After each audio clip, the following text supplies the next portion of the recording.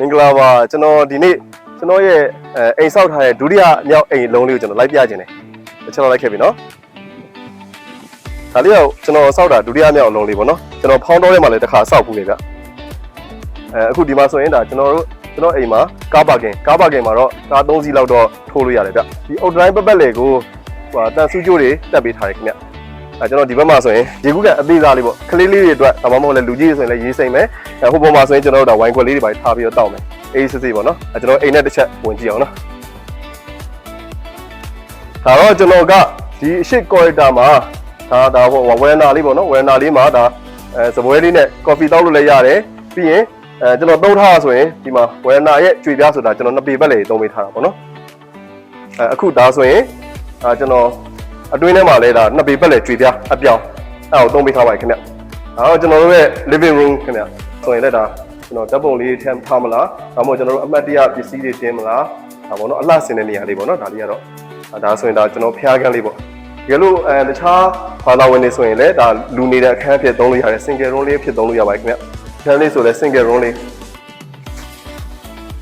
ဒီကောင်လေးမှာဆိုရင်လည်းဒါအခန်းလေးကတော့တင်းလျောက်ပတ်တဲ့အကျယ်ဝန်းတစ်ခုတော့ရှိတယ်ပေါ့နော်ဒါသုံးထားတဲ့ဟာဆိုရင်လည်းဒီမှာ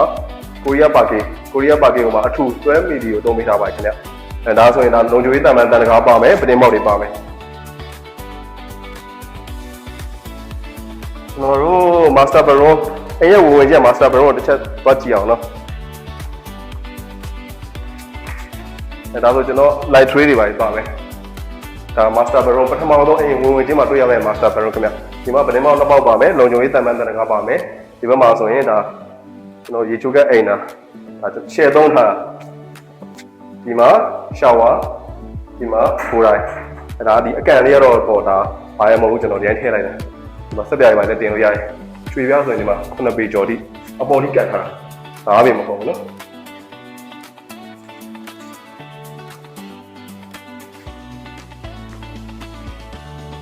โอเคဒါဆိုရင်ဒါကျွန်တော်နောက်ထပ် master room တစ်ခန်း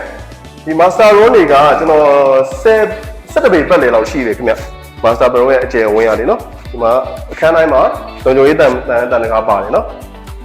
ဒီမှာဒါဆိုရင်ကျွန်တော်အရှိအခန်းလိုပဲ master room ဒီမှာကတခုထူးခြားသွားတာကကျွန်တော်ဘက်တက်ပါမယ်ခင်ဗျရေစိမ်လို့ရတယ်ပေါ့နော်အေးစေးစိမ်ခံပြီးတော့အမှ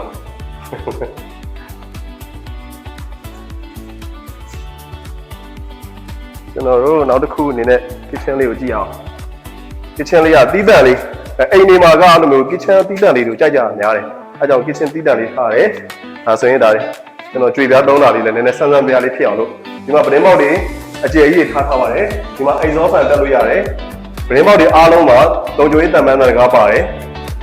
ဒီမှာဒါကျွန်တော်တို့ဒါမီးဖို့ကုန်ပေါ့နော်အောက်မှာသူ့ရဲ့ဟိုဟာလေးတက်ပစ်နဲ့လေးပေါ့နော်